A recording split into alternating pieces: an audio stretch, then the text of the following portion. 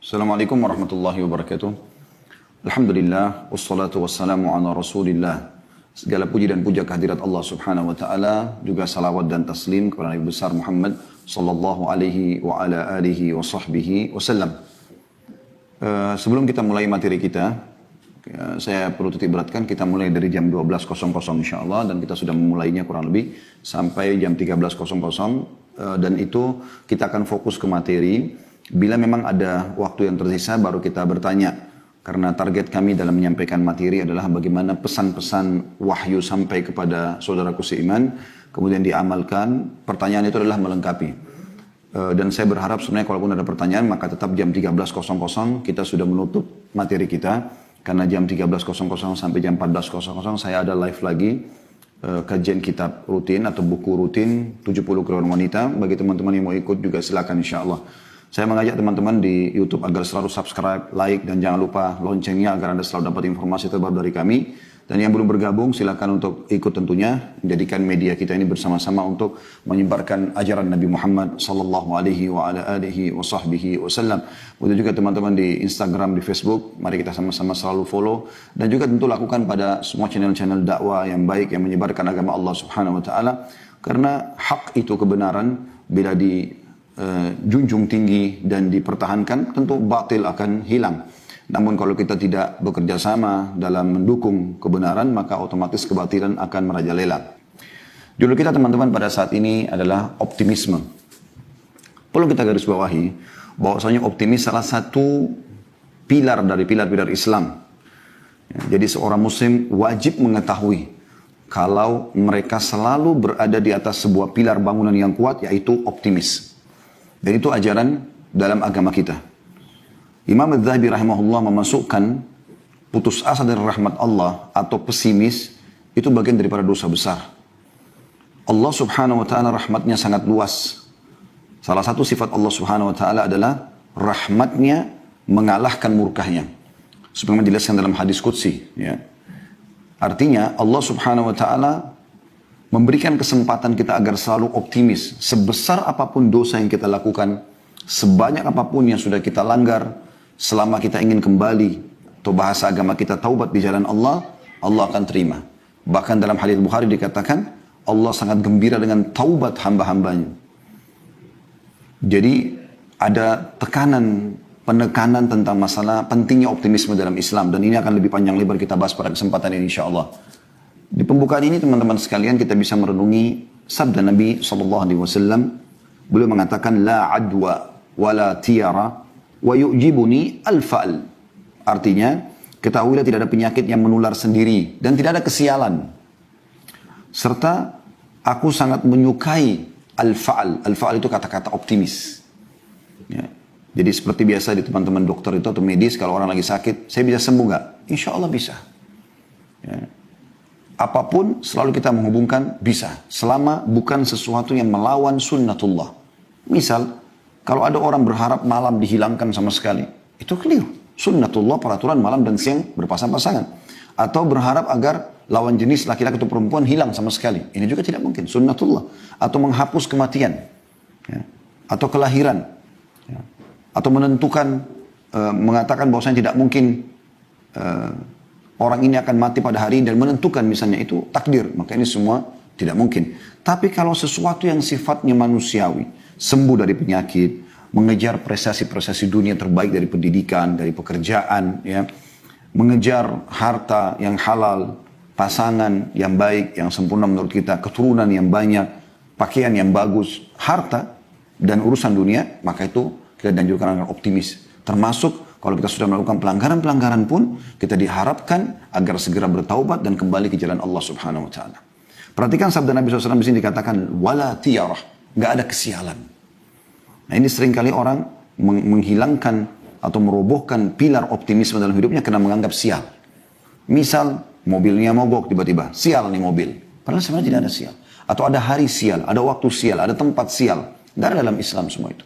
Semua di muka bumi ini teman-teman adalah tempat yang baik. Ya. Bahkan Nabi SAW mengatakan inna maju ilali ardan masjidan wa tahura. Allah telah jadikan untuk bumi ini semuanya suci dasarnya dan bisa jadi masjid untuk sholat. Jadi tidak ada dikatakan tempat sial. Kalau ada orang pernah terbunuh di satu tempat, maka itu kasus dia terbunuh. Dan tidak ada namanya ruh gentayangan akan mengganggu orang di sana. Ini semua menghilangkan, merobohkan pilar optimisme. Sehingga orang tidak mau tinggal di sana. Orang merasa selalu diganggu. Padahal ini permainan syaitan. Salah satu sebab turunnya surah Jin adalah orang-orang Mekah, saudaraku seiman. Mereka seringkali, kalau mereka melakukan perjalanan, ini di masa jahiliyah ya, sebelum datang Islam kepada mereka. Mereka seringkali kalau melakukan perjalanan, kemudian mereka turun di sebuah lembah, mereka tancapkan kemah-kemah mereka untuk tinggal, maka tanpa ada sebab, tiba-tiba pemimpin kafilah itu, perjalanan itu, meminta bekal masing-masing dari orang yang ikut dalam kafilah perjalanan tadi. Kemudian dia datang ke tengah-tengah lembah, lalu dia berkata, wahai penjaga lembah, ini setengah bekal kami, ambillah, jangan ganggu kami. Maka Allah subhanahu wa ta'ala turunkan surah Jin, salah satu potongan ayat adalah, fazaduhum rahaqa. Maka syaitan-syaitan yang ada di sekitar lembah itu makin mengerjai mereka. Jadi tidak ada teman-teman. Anda biar tidur di dekat kuburan, ya, di sekitar kuburan tidak ada masalah. Kuburan orang sudah mati. Mereka di alam barzah. Gak ada ceritanya kuburan bisa terbuka, pocongnya keluar, ganggu orang seperti sering digambarkan dalam film-film di Indonesia. Ini perusakan akidah. Tidak ada sama sekali. Siapa di antara kita sini teman-teman yang pernah kedatangan pocong kakeknya atau neneknya atau keluarganya? Tidak ada. Kalau memang mereka bisa datang, loncat-loncat ke rumah, ketuk pintu, minta makan, ngajak ngobrol, semua orang akan mengalami. Bahkan orang bisa berharap orang tuanya bisa datang kepada dia. Tapi memang tidak ada dalam Islam itu. Dan memang tidak ada faktanya. Tapi ini dilakukan oleh orang-orang yang memang tergoda oleh syaitan, akhirnya masuk ke dalam akidah atau coba merusak, menusuk akidah Islam. Tapi ini tidak mungkin insya Allah merusak akidah selama kita belajar yang benar. Dan juga Nabi SAW mengatakan, dan aku suka sekali dengan al-fa'al, kalimat optimis. Saya bisa, saya akan diampuni, saya akan masuk surga, saya akan berhasil, saya akan lulus, saya akan menikah, saya akan punya anak, ya. Saya akan jadi orang kaya, saya akan jadi orang pintar, ya. Saya akan memaafkan, ya. Semua itu al-fa'al. Dan kita dianjurkan dalam Islam seperti itu, bahkan itu bisa menjadi doa, ya. Makanya Nabi SAW, hadis tadi itu hadis riwayat Bukhari Muslim ya, yang hadis tentang kata-kata al-fa'al, atau kata-kata optimisme. Dan dalam Islam kita dianjurkan agar selalu saja ya, menghindari kata-kata buruk bahkan. Kata Nabi SAW, jangan kalian pernah ucapkan kata-kata buruk yang bisa jadi doa buruk untuk diri kalian, harta kalian, dan juga keluarga kalian yang bisa saja malaikat lewat mengaminkan dan terjadilah. Misal ada suami istri mengatakan, saya nyesal nikah sama kamu. Ada orang tua mengatakan pada anaknya, menyesal saya melahirkan kamu misalnya. Menyesal saya punya anak seperti kamu. Maka bisa jadi kalimat buruk. Dan itu bisa saja anaknya justru jadi nakal gara-gara kata-kata itu. Atau dia dirinya di kaca, dia mengatakan, saya kok jelek sekali ya. Akhirnya dia selalu memandang dirinya jelek. Padahal sebenarnya sejelek apapun dia dalam pandangan manusia, tetap ada ciptaan Allah subhanahu wa ta'ala. Tetap ada kesempurnaan ciptaan di situ. Allah mengatakan, fi ahsani taqwim, kami ciptakan manusia dengan sesempurna mungkin. Al-Hulaimi berkata, rahimahullah, Nabi SAW suka dengan optimisme. Karena pesimis merupakan cermin persangkaan buruk kepada Allah tanpa alasan yang jelas. Optimisme diperintahkan dan merupakan wujud persangka yang baik atau prasangka yang baik. Seorang mukmin diperintahkan untuk bersangka baik kepada Allah dalam setiap kondisi. Ini dinukil dari Fathul Bari, Syarah Sahih Bukhari, ya, di jilid 10 halaman 226. Jadi bagaimana kita dianjurkan agar selalu berbuat kebaikan-kebaikan teman-teman. Kita selalu optimis. Jadi seburuk apapun masa lalu Anda, nggak ada hubungannya dengan Anda sekarang. Ya. Makanya ada satu judul ceramah, saya sarankan teman-teman mengikuti karena dalam 1 jam kita tidak mungkin menghabiskan semua materi. Tapi saya sarankan Anda coba pilih di playlist di YouTube kami, di Khalid Bersama Official, ada judul, Iya Inilah Aku Sekarang. Judul tablik akbar itu lebih dari 2 jam, ya, mungkin hampir 3 jam materi itu di Makassar beberapa waktu yang lalu kami sempat adakan sebelum pandemi. Itu khusus saya memang susun tema itu bagi orang-orang yang dulu masa lalunya kelam. Sekarang sudah taubat, sekarang mau jadi orang baik, sekarang mau jadi orang sukses. Maka jawabannya iya, inilah aku sekarang. Kalau ada orang mengatakan, kamu kan dulu begini, iya, inilah aku sekarang.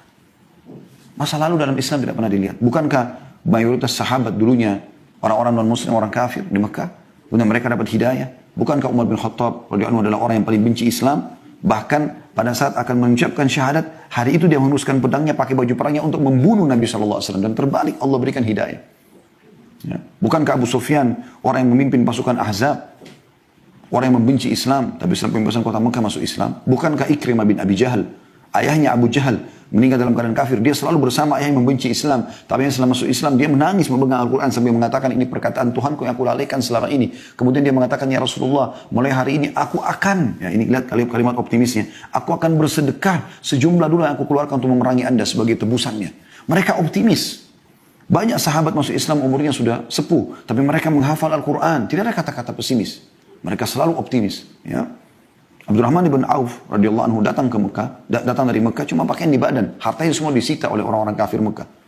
Tapi dia datang ya, dengan berbekal hanya pakaian di badan, lalu dia datang ke pasar Madinah, dia datangi salah satu penjual ya, perangkat pertanian, perkebunan, cangkul dan yang sejenis, selalu mengatakan, saya seorang muhajir, saya butuh untuk mengambil barang anda, jatuh tempo, besok saya bayar. Mulai dia diambil 5-6 cangkul dan beberapa jenisnya, kemudian dia jual, besok laku, sampai dia punya toko. Sampai dia menjadi salah satu dari penduduk Madinah atau kaum muslimin terkaya, atau orang-orang terkaya. Nggak ada kata-kata pesimis. Mereka selalu optimis. Ya, dan ini memang pilar Islam. Ingat selalu firman Allah subhanahu wa ta'ala dalam surah Al-Insyirah ayat 5 sama ayat 6. Ya, fa inna ma'al usri yusra. Inna ma'al usri yusra. Di setiap kesulitan, ingat ayat ini. Ada kesulitan apapun, kita lagi sakit berharap sembuh. Kita lagi miskin berharap kaya. Kita lagi di PHK berharap supaya bisa dapat kerja baru. Kita lagi belum lulus sekolah, kita berharap nanti menjadi seorang sarjana. Atau apa saja, kita belum menikah berharap menikah. Belum punya anak berharap punya anak. Semuanya itu, ya, fa inna ma'al usri yusra. Di setiap kesulitan akan ada kemudahan. Intinya teman-teman, jangan sampai di masa kita lagi sulit melanggar hukum Allah subhanahu wa ta'ala. Malah kedukun, ya, malah berbuat kesyirikan, malah bermaksiat, lagi ada masalah malah minum khamr, malah berzina. Maka makin hancur hidup dia. Ini ayat ini berlaku bagi orang yang menghadapi kesulitan lalu dia kembali kepada Allah subhanahu wa ta'ala. Cobaan yang sedang datang justru bentuk kasih sayang Allah agar kita bisa kembali kepadanya. Di saat itu anda wudu, bahkan sejadah, sujud di malam hari, mohon kepada sang pencipta Allah. Anda sedang memohon kepada pencipta langit dan bumi. Kalau anda sedang sakit, lagi ada masalah, yang ciptakan anda Allah, yang ciptakan masalah itu Allah, yang bisa menyelesaikannya Allah. Dan anda kalau sedang mendapatkan nikmat, yang ciptakan anda Allah, yang berikan nikmat itu Allah, yang bisa menambahnya juga Allah Azza wa Jalla. Itu kemuliaan seorang mukmin. Dan Allah ulangi, inna ma'al usri yusra. Inna adalah harfu ta'kid dalam bahasa Arab. Ya. Huruf yang memastikan inna.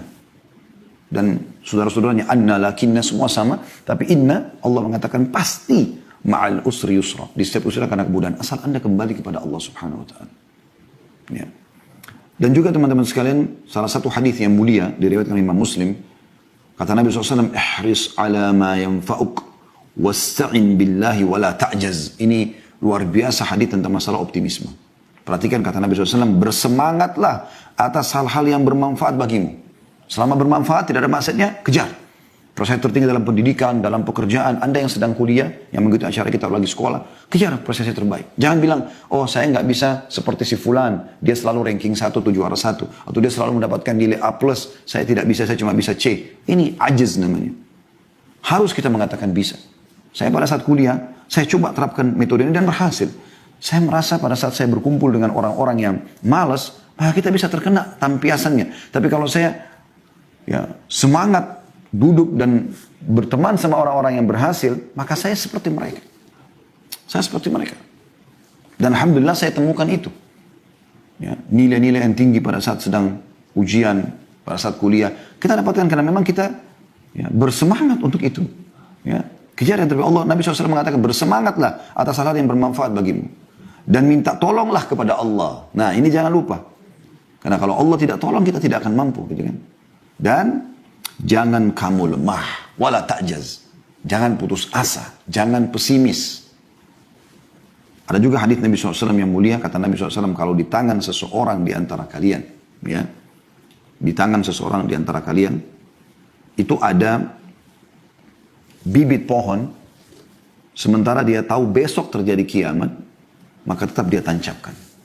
Luar biasa ya, motivasi dalam Islam. Kita sudah tahu kiamat besok, artinya hancur juga pohon itu nanti. Kita juga nggak ambil manfaat, tapi tetap dia tancapkan. Karena bagi seorang muslim, perbuatan baik apapun yang dia lakukan, maka akan ada pahala yang di sisi Allah SWT sampai di detik terakhir pada saat dia mau meninggal dunia. Seorang ulama bernama Abu Yusuf, rahimahullah, salah satu ulama madhab yang terkenal. Ya, dari madhab Hanafi, beliau pada saat sudah mau meninggal, datang seorang temannya yang dia anggap ada ilmu lebih dari dia, lalu dia mengatakan, ajarkan kepada saya. Kata temannya, Anda sudah dalam sakit yang parah, ini mau menghadapi sakaratul maut. Dia mengatakan, saya meninggal dalam kondisi saya faham ilmu itu lebih saya cintai daripada saya meninggal dalam kondisi saya tidak tahu. Lalu temannya mengajarkan kepada dia dalil-dalil, dia berusaha menghafal, dan ternyata apa yang terjadi teman-teman sekalian? Dia menghafalnya, beberapa detik kemudian dia meninggal dunia.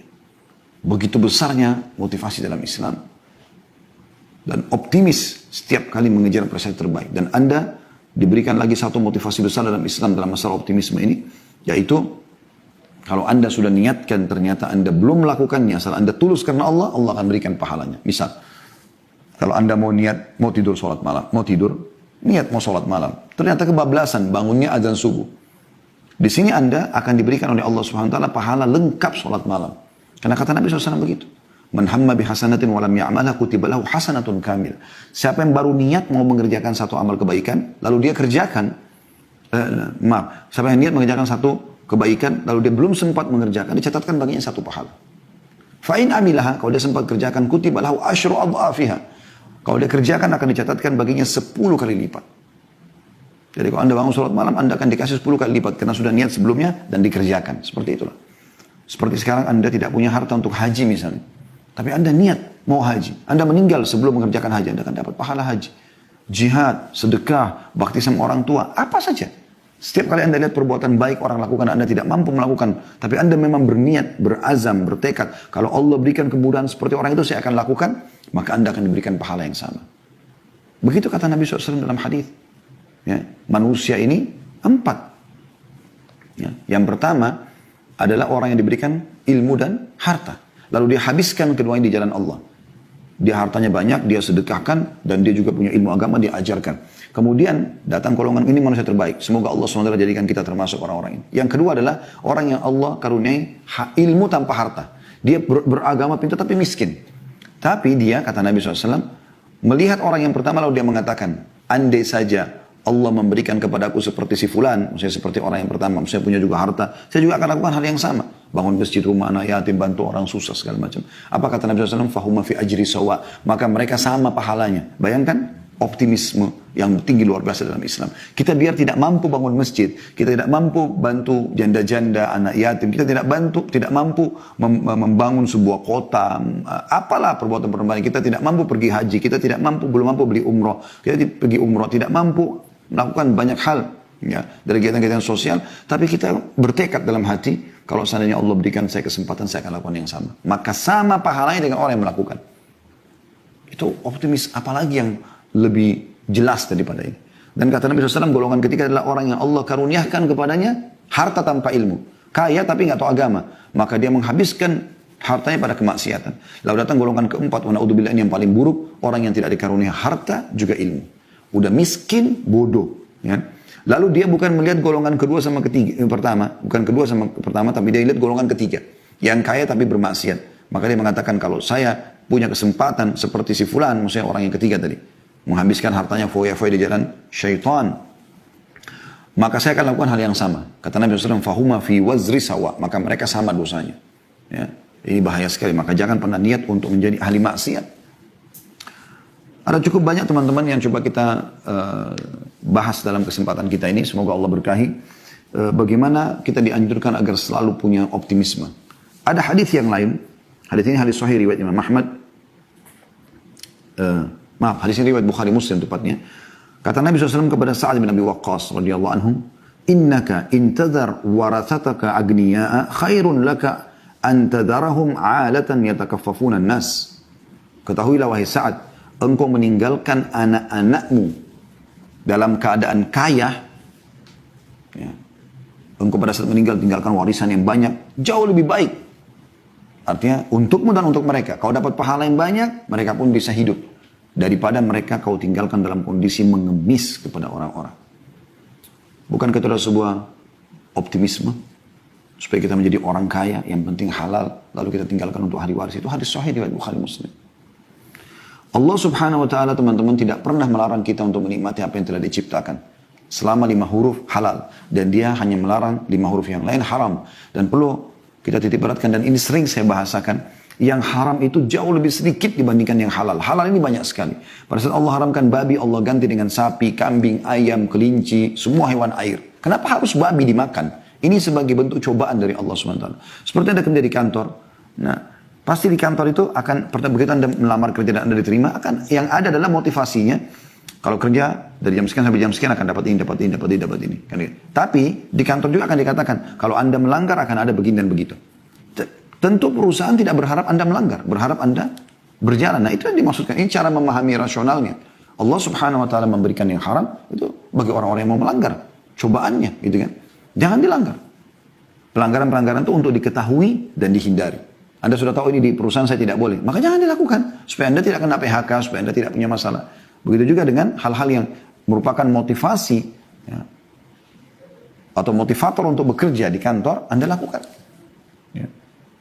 Perhatikan Allah Subhanahu Wa Taala menjelaskan kepada kita dalam surah Al-A'raf ayat 32. Surah Al-A'raf ayat 32.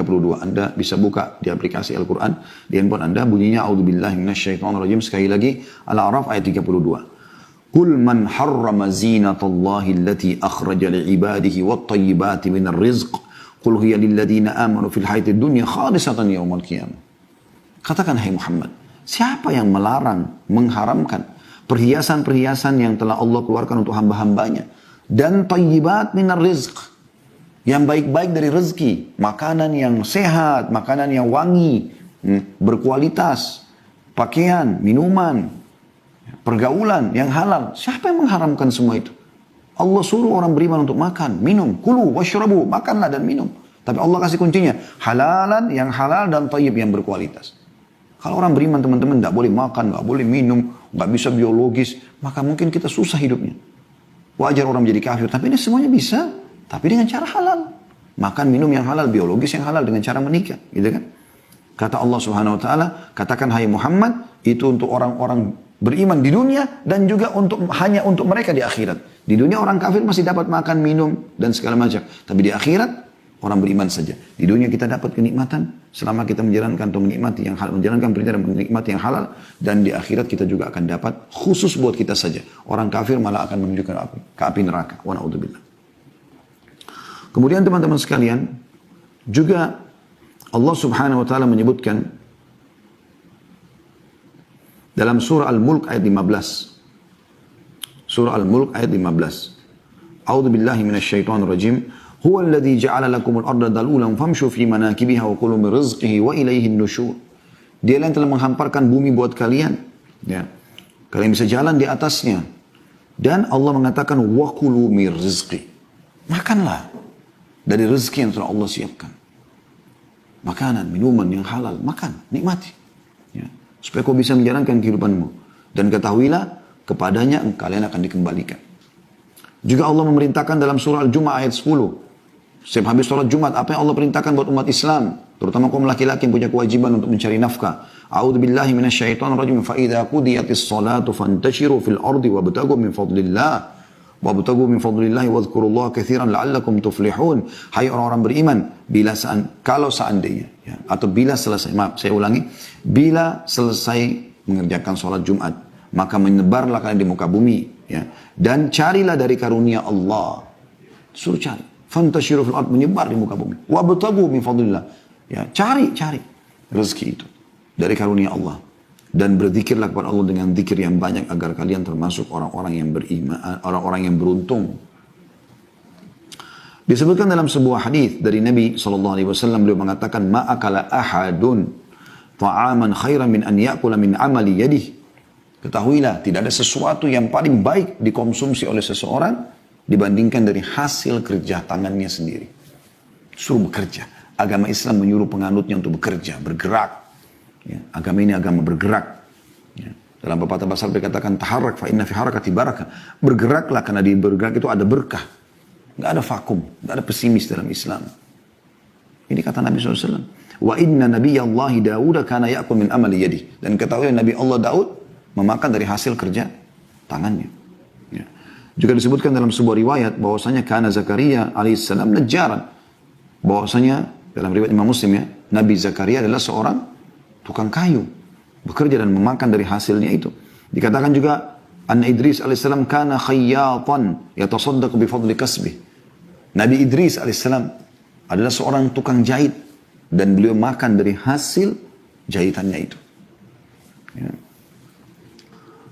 Begitu juga sabda Nabi SAW yang luar biasa ini. Hadis sahih riwayat Imam Bukhari. Saya selalu jadikan hadis ini juga sebagai motivasi agar saya selalu semangat bekerja, ya, berdakwah, bergerak selalu optimis dalam kehidupan. Kata Nabi SAW, li'an ya'khudha ahadukum abhulah. Ketahuilah seseorang antara kalian mengambil potongan-potongan talinya. Thumma ya'til jabal. Kemudian dia mendatangi sebuah gunung atau bukit. Thumma ya'ti bihizmatin min hatabin fayabi'uha fayastagni bithamaniha.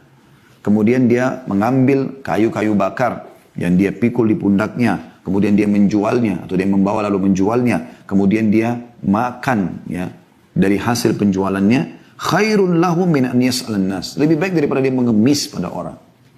A'tuhu au mana'u. Baik mereka memberi atau mereka menolak. Ya, kita lihat di sini bagaimana Nabi SAW mengatakan, seseorang dari kalian kerja, ayo bergerak, ya. Bahkan pekerjaan yang paling gampang, ambil potongan-potongan tali, pergi ke hutan, ambil ranting-ranting yang sudah kering, lalu diikat, dijual di pasar, lalu hidup dari hasilnya, itu jauh lebih baik. Imam Ahmad rahimahullah salah satu hal yang beliau lakukan, padahal beliau imam madhab yang masyhur. Beliau seringkali kalau butuh uang, maka beliau melakukan itu. Beliau pergi ke hutan, dan beliau ambil ranting-ranting, beliau pikul di pundaknya sendiri, lalu beliau jual di pasar Irak pada saat itu. Ya. Tepatnya di kota Baghdad, ya. Juga para sahabat Nabi, ridwanullah alaihim, mereka berdagang, bergerak, bekerja. Ya. Bahkan mereka sampai berdagang di laut-laut Romawi. Ya, sebagaimana disebutkan oleh Sa'id bin Musayyib rahimahullah, karena ashabu Rasulullah SAW yatjaruna fi bahri Rum. Bahwasanya seluruh sahabat mayoritas sahabat-sahabat Nabi yang saya kenal, mereka berdagang sampai ke laut-laut Romawi. Dan Umar bin Khattab berkata radhiyallahu anhu, ta'allamul mihna. Belajarlah keterampilan-keterampilan yang kalian bisa lakukan. Fa innahu yushiku an yahtaja ahadukum ila mihnati. Karena nanti akan bisa saja dia butuh dengan keterampilannya itu. Suruh. Tidak ada kata saya, sekarang tidak tahu tapi karena saya belajar jadi saya jadi tahu, kan? Sekarang saya tidak tahu, atau hari ini saya tidak tahu, lalu saya belajar, besok saya jadi tahu, atau sebentar lagi saya akan tahu. Nggak ada kata malu, teman-teman. Ini apa fungsinya, ini kenapa, ini apa, kita tanya, belajar. Hari ini kita tidak tahu, untuk apa malu dengan orang. Tapi besok kita jadi tahu. Bahkan kita bisa mengajarkan orang-orang. Dinukil dari riwayat tentang seorang sahabat Nabi juga, sebuah riwayat tentang Abu Darda radhiyallahu anhu, bahwasanya beliau, ya, sering kali memasak, ya. Kemudian beliau sampai membuat kedua matanya mengeluarkan air mata, dan beliau menjual makanan itu karena inginnya mendapatkan pendapatan biasa, kayak kita sekarang buka restoran gitu, ya. Aisyah juga berkata, karena Abu Bakar radhiyallahu anhu atjaru Quraisyin hatta dakhala fil imara. Ketahuilah bahwasanya Abu Bakar itu adalah, ya, orang paling sukses dalam bisnis orang-orang Quraisy sampai beliau masuk ke pemerintahan. Artinya terus saja beliau dagang sampai di zaman Nabi SAW, ya, sampai beliau Nabi SAW meninggal. Pas sudah menjadi khalifah, beliau sibuk mengurus pemerintahan, baru beliau berhentikan bisnisnya. Artinya beliau sibuk lagi dengan tugas yang lain atau amanah yang lain. Qais bin Asim, salah satu ulama salaf yang terkenal, pernah menasihati anaknya pada saat dia akan meninggal. Dia mengatakan, alaikum bil mali wastina'ah. Kan harus mencari harta dan merawatnya, menjaga supaya dia terus berkembang. Fa innahu mambahatul karim, karena dia sumber kemuliaan. Wa yustaghna bihi 'anil la'im, dan menyelamatkan diri dari kehinaan. Wa iyyakum wal mas'alah, dan jangan pernah mengemis, jangan pernah pesimis. Fa inna akhiru kasbar rajul, karena mengemis itu pendapatan terakhir. Kalau betul-betul sudah bangkrut, miskinnya luar biasa, baru orang terpaksa minta. Itu pun dalam Islam dia boleh minta hanya sebatas selama dia belum mampu. Dia kalau tidak minta sekarang makanan, dia akan mati pada hari itu. Kalau tidak, nggak ada kata-kata minta dalam Islam. Nggak ada kata-kata mengemis. Dalam sebuah hadis kata Nabi SAW, sampai membuka pintu iffah, kemuliaan. Dia kalau mau terima sesuatu, maka dia minta bayar dengan jasa dia, maka Allah bukakan pintu kekayaan. Dan sampai membuka pintu mengemis, maka Allah akan bukakan dia pintu kemiskinan. Sa'id bin Musayyib rahimahullah berkata, la khaira fi man la yatlubul mal. Enggak ada kebaikan bagi orang yang tidak bekerja, mencari harta yang halal. Enggak ada kebaikan padanya. Malas, pengangguran. Ya. Ini tidak baik. Kata beliau, yaqdi bihi daina. Dengan uang yang didapatkan dia bisa selesaikan utang-utangnya. Wa yasunu bihi 'irdah, dan dia menjaga kehormatannya. Orang kan muliakan dia. Orang kaya biar jelek tampangnya, kurang fisiknya, tapi karena dia punya harta, orang hormati. Wa yaqdi bihi dhimamah, memenuhi kebutuhan-kebutuhannya. Wa in mata taraka mirasan liman ba'dah, dan kalau dia mati dia akan mewariskan bagi orang yang datang setelahnya. Jadi manfaatnya besar sekali kan punya pendapatan itu. Dan ingat teman-teman, innamal a'malu binniyat, semua sesuai dengan niatnya. Allah berikan Anda begitu. Sudahlah, saya cukup dengan ini, saya nggak usah lagi jadi sarjana, saya nggak usah lagi bekerja, saya nggak usah cari pekerjaan lain, saya tidak usah maju, tidak usah begini, tidak usah begitu, tidak usah berobat, ya, tidak usah ikhtiar. Ini semua Allah kasih dia seperti itu. Tapi kalau dia minta, Allah SWT akan kasih. Berapa banyak orang teman-teman kemarin pakai sepeda engkel, beberapa waktu ke depan sudah pakai mobil Mercy, banyak sekali. Berapa banyak orang tadinya dianggap sudah sakit parah, masih bisa sembuh. Sa'ad bin Abi Waqqas radhiyallahu anhu itu di Mekah, dia pikir sudah akan meninggal sakit parah, tapi subhanallah dia hidup sampai di masa Umar, bahkan di tangan dialah pada saat dia memimpin perang Persia takluk di tangan kaum muslimin. Tidak ada pesimis. Dahak ibn Muzahim rahimahullah juga berkata, syaraful mu'min salat fi jawfil lail, kemuliaan seorang mukmin ya, itu adalah dia salat di malam hari kena antara dia sama Tuhannya, wa izzuhu, dan juga kemuliaan jiwanya istighna'u 'anil nas. Dia tidak bergantung pada manusia. Kemudian teman-teman sekalian, Umar juga pernah berkata, maksabatun fi di'anah khairum min su'alin nas. Mencari pendapatan tapi sulit, memang dengan sulit. Bekerja, angkat ini, segala macam, banyak cobaannya. Jauh lebih baik daripada mengemis sama orang. Begitu motivasinya para sahabat. Ya. Kalau Anda pernah dengar Luqman, tentu Anda harus tahu Luqman Al-Hakim rahimahullah. Salah satu orang yang disebutkan namanya dalam Al-Quran, dan akan disebutkan surah Luqman, ya, yang terkenal dengan wasiat-wasiat ya di situ ya. Nah, dia pernah mengatakan dalam sebuah wasiat kepada anaknya, ya bunayya, wahai anakku, istagni bil kasbil halal. Cari pendapatan halal itu. Kejar prestasi, kau bekerja, berbisnis, apa saja. Fa inna muftakar ahadun illa asabathu ihda thalatu khisal. Tidak ada orang yang berhenti bekerja kecuali dia akan kena hal dari 3 masalah. Rikkatun fi dini, lemah agamanya. Orang miskin itu lemah agamanya. Ya. Maksudnya mudah sekali dia untuk bisa meninggalkan sholat, meninggalkan agama. Bukankah banyak orang-orang yang murtad justru karena ini kan? Bukan kita bicara secara khusus orang miskin tentu tidak. Ada orang miskin, Masya Allah punya keimanan kuat. Tapi kita bicara di sini, Luqman Hakim berikan wasiat. Orang miskin itu lebih lemah agamanya. Secara umum ya. Karena kapan dia ditawarkan sebuah pendapatan yang besar, lalu dia tinggalkan agamanya, dia bisa tinggalkan. Bukankah di Indonesia terjadi orang banyak tinggalkan agama, murtad gara-gara hanya sembako saja. Tidak asing lagi kisah itu dalam program kristenisasi di Indonesia kan. Kemudian yang kedua, au dha'fu fi aqli, atau lemah akalnya. Kalau orang tidak mau bekerja, vakum, malas, pengangguran, maka lemah akalnya. Dia nggak biasa berpikir untuk mengembangkan potensi yang dalam dirinya. Kita ini punya potensi besar sekali teman-teman. Potensi kita yang Allah berikan luar biasa, dari akal kita ini banyak yang bisa kita lakukan. Nah, akalnya jadi lemah kalau dia tidak bekerja. Dan yang ketiga, awwaha'u fi muru'ati, atau tercoreng di kehormatannya. Biar tampan, biar cantik, tapi kalau orang tahu miskin, tidak ada pekerjaannya, ini bisa saja orang anggap remeh. Kita tidak bicara teman-teman orang yang sedang di PHK, kita tidak bicara teman-teman orang yang bekerja, orang yang berusaha cari kerja tapi belum dapat, bukan itu. Tapi kita bicara orang yang malas memang, yang pengangguran ini, yang tidak mau. Ada orang begitu kan, nongkrong di pinggir jalan dari pagi sampai malam, ngobrol itu saja. Minum segelas kopi dari pagi sampai buang waktu. Ya, sayang sekali. Lalu beliau mengatakan, setelah mengatakan tidak ada orang yang meninggalkan pencarian rezeki halal kecuali bisa ditimpa 3 hal, lemahnya agamanya, lemah akalnya, ya, dan juga tercoreng kehormatannya. Wa a'zam min hadza istighfafun nasu bihi. Dan yang lebih besar lagi daripada itu adalah manusia menganggap remeh dia. Makanya Nabi SAW dalam riwayat Imam Ahmad ya, seringkali berkata atau beliau menyebutkan ta'awwadhu minal faqri wal qillati waz zillah. Selalulah berlindung kepada Allah dari ya, kemiskinan, kekurangan, dan kehinaan. Minta supaya Allah jauhkan. Jangan sampai miskin, jangan sampai kekurangan, dan jangan juga sampai terhina. Selalu Allah muliakan kita di dunia dan juga di akhirat. Ya. Dalam riwayat lain Nabi SAW pernah berdoa dalam riwayat An-Nasai dan Abu Daud, Allahumma inni a'udhu bika minal ju'i fa innahu bi'sad daji'. Ya Allah, aku berlindung kepadamu dari kelaparan, kemiskinan, kesusahan. Karena dia adalah seburuk-buruk keadaan. Beliau juga berdoa, Allahumma inni a'udhu bika minal ajzi wal kasal. Ya Allah, aku berlindung kepadamu jangan sampai aku lemah dan juga malas, nganggur. Wal jubni wal bukhul, pengecut dan juga pelit. Wa ghalabatid daini wa qahrir rijal. Dan aku terlilit utang dan juga dikuasai oleh orang-orang. Umar bin Khattab pernah berkata kata-kata yang unik di sini ya. Beliau mengatakan, Inni la'al rajulu fayu'jibunu syakluh. Saya dulu pernah melihat orang, lalu saya kagum dengan penampilannya. Fa'idha sa'altu anhu.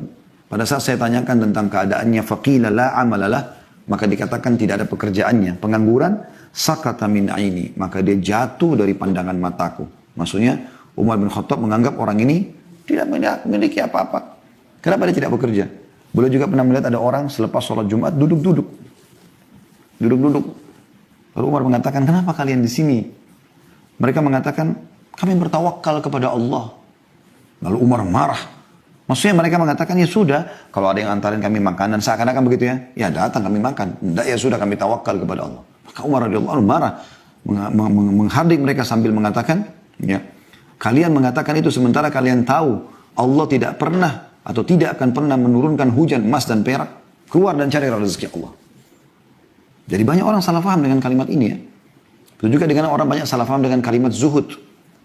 Zuhud itu mereka mengatakan tinggalkan dunia untuk akhirat. Bukan akhi dan ukhti. Zuhud itu ya salah satu rangkaian daripada sifat orang mukmin adalah mendahulukan akhirat dari dunia. Bukan meninggalkan dunia. Karena Allah SWT mengatakan dalam surah Al-Qasas, surah nomor 28 ayat 77, A'udzu billahi minasyaitonir rajim, wabtaghi fima ataqallahu ad-daral akhirah wa la tansa nasibaka minad dunya al-ayat. Kejarlah apa yang Allah janjikan untuk kalian di akhirat nanti. Surga, derajat-derajat yang tinggi dengan sholat, dengan puasa, dengan sedekah, bakti orang tua, jenguk orang sakit, zikir, baca Quran, berdoa, segala macam hal. Dan jangan lupakan bagianmu dari dunia. Orang mukmin tetap dianjurkan pakai baju yang bagus. Nabi SAW pakai baju yang bagus. Memiliki rumah. Nabi SAW menyiapkan setiap istrinya rumah sendiri. Kendaraan, tunggangan juga sama. Nabi SAW siapkan unta terbaik buat pasangannya. Beliau punya kuda terbaik dalam berperang. Beliau punya beberapa pedang. Beliau punya beberapa sandal. Ya. Nabi SAW punya beberapa baju. Dan bagus. Bukan yang kumuh. Jadi jangan salah faham dengan masalah-masalah seperti ini teman-teman sekalian. Oleh karena itu selalu optimis. Tidak ada kata-kata tidak bisa. Selama bukan melawan sunnatullah, maka bisa. Dan Allah SWT mengatakan, فَإِذَا أَزَمْتَ فَتَوَكَّلْ عَلَى اللَّهِ. Kalau kau sudah bertekad, bertawakallah kepada Allah. Jalani, pasti kamu bisa. Tidak ada kata-kata terlambat teman-teman sekalian. Dan ini adalah optimisme dalam Islam. Harusnya kita seperti itu. Ya? Jadi mulai sekarang, buka lembaran baru, bagaimana kita ke depannya semuanya berisikan optimisme. Kita semangat ya untuk mencari rezeki, untuk memiliki pasangan, yang belum punya pasangan untuk memiliki anak, jangan berhenti ikhtiar ya untuk melakukan ibadah haji, zakat. Kalau hari ini Anda adalah mustahik penerima zakat, bagaimana Anda target tahun depan, 2 tahun lagi, 5 tahun lagi saya jadi muzaki, saya akan mengeluarkan zakat, tidak ada kata-kata terlambat. Anda kalau baca kisah orang-orang sukses juga, mereka mulai dari tidak mampu sampai mereka menjadi mampu. Ya. Tidak ada teman-teman satu komunitas ya, yang maju kecuali memang karena motivasi semangatnya selalu adalah optimis. Dan tidak ada satu komunitas terpuruk kecuali memang karena mereka selalu pesimis. Apalagi diikuti dengan khurafat-khurafat. Hari Selasa adalah hari yang sial. Kalau tangan kiri gatal mau dapat duit, kalau tangan kanan mau keluarin duit, kalau matanya kedap-kedip, yang di atas mau senang, kalau yang di bawah mau sedih. Ini sial, kesialan, tidak ada dalam Islam. Akhi dan ukhti, tangan Anda gatal itu karena memang kebetulan gatal. Kalau setiap kali tangan kiri kita gatal, mau dapat duit, kita gatalin aja tiap hari. Tapi bukan seperti itu.